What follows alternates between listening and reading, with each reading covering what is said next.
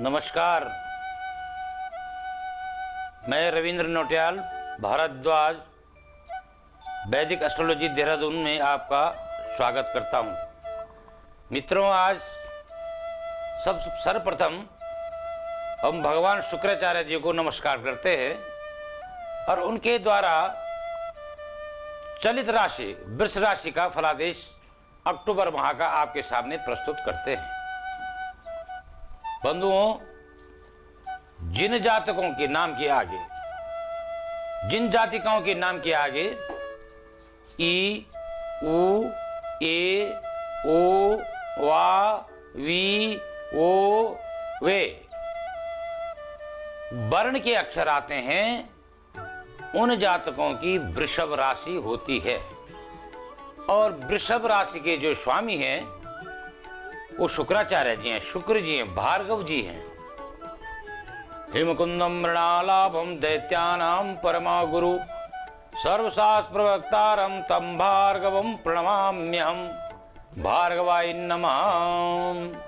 मित्रों, पंचांग में मंगल बकरी है और 23 तारीख को सूर्य स्वाति नक्षत्र में, और शुक्र जो है, जो वृष राशि का स्वामी है, वो कन्या में जाएगा।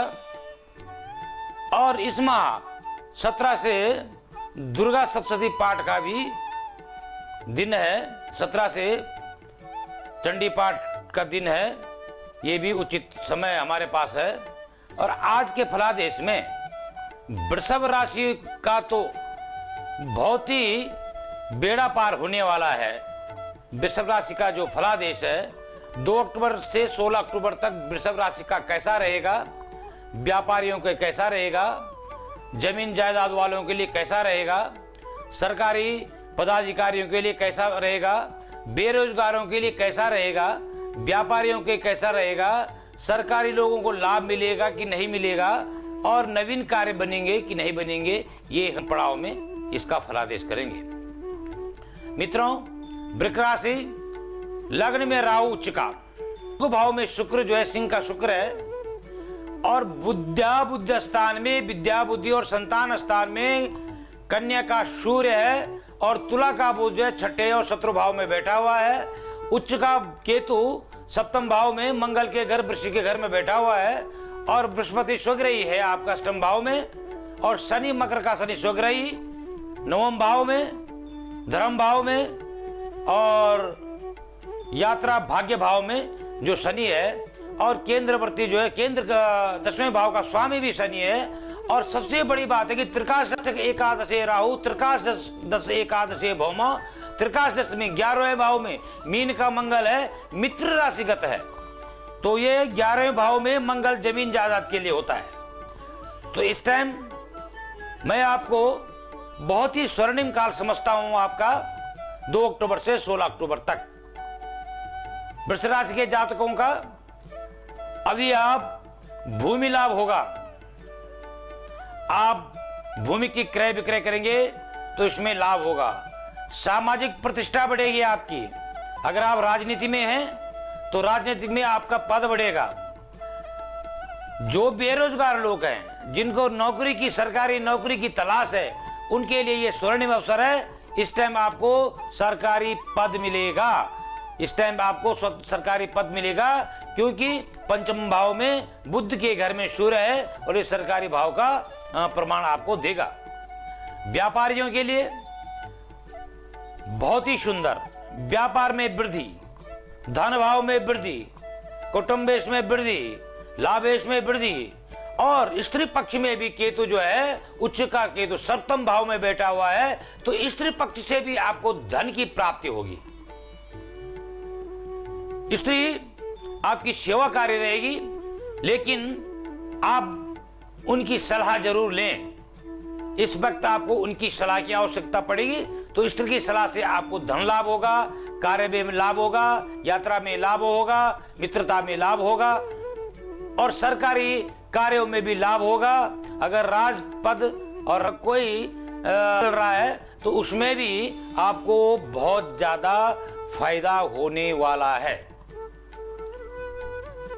इसलिए आपको इस चीज में अभी अपने को एकदम संयमित और धैर्यवान और धैर्य को धारण करने होगा।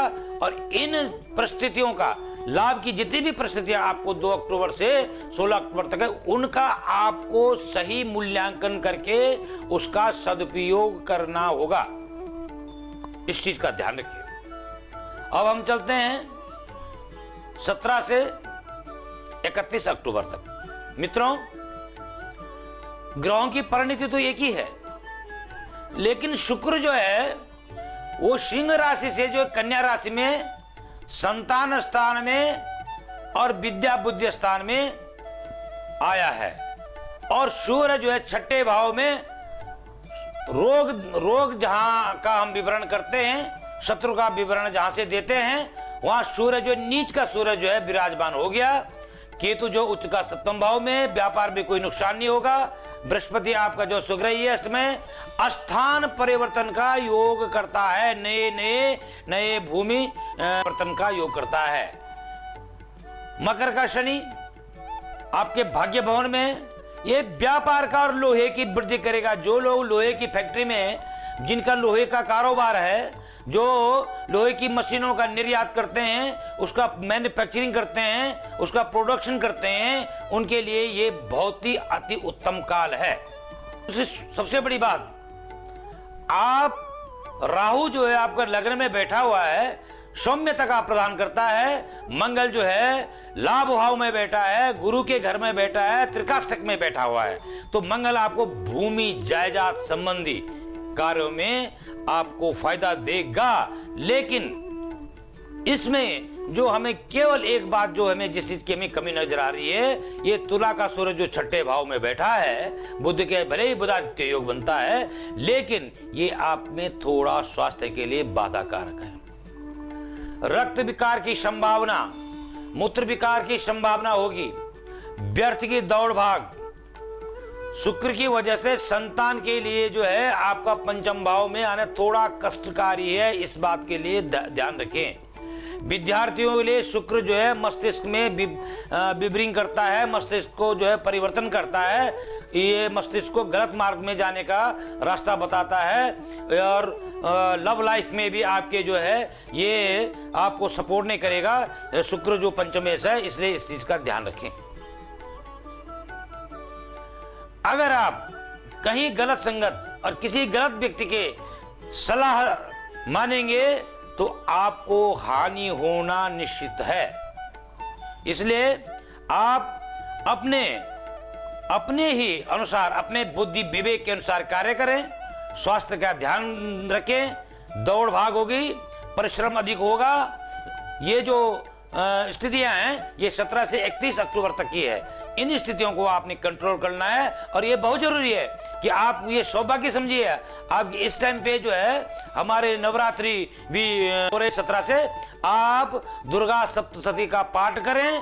और दुर्गा सप्तशती का पाठ मित्रों मैं कहना नहीं चाहता हूं, लेकिन अकुलस्य कुलो राजा मृगपुत्रस्य पंडित। आज परिस्थिति ये हो गई कि वीडियो बनाकर सब लोग ज्योतिषी बने हुए हैं, लेकिन ऐसे ही जो है भारतवर्ष में, हिंदुस्तान में हमारे बहुत गुरु बने जो उसके पात्र नहीं थे, और आज वो जेल की शिकंजों के पीछे धर्म का अपमान करके, धर्म का अनावरण को अनुचित ढंग से प्रयोग करके उन्होंने किया।